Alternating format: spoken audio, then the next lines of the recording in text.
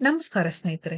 ಲೂಲ್ಮಾದ ಯೋಗಿ ತಮ್ಮ 33ನೇ ವರ್ಷದ ಜನ್ಮದಿನವನ್ನ ಅದ್ಧೂರಿಯಾಗಿ ಆಚರಿಸಿಕೊಂಡಿದ್ದಾರೆ. ಗ್ರ್ಯಾಂಡ್ ಬರ್ತ್‌ಡೇ ಪಾರ್ಟಿ ಫೋಟೋಗಳು ಇಲ್ಲಿದೆ ನೋಡಿ.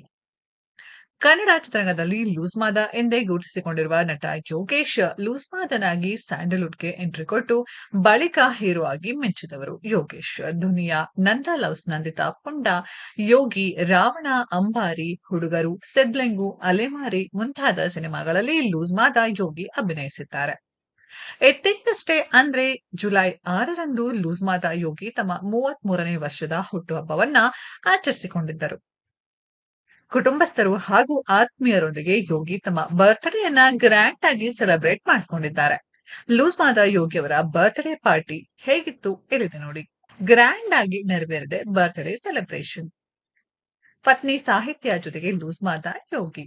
ಯೋಗಿ ಬರ್ತ್‌ಡೇಗಾಗಿ ತಯಾರಾಗಿತ್ತು ಸ್ಪೆಷಲ್ ಕೇಕ್.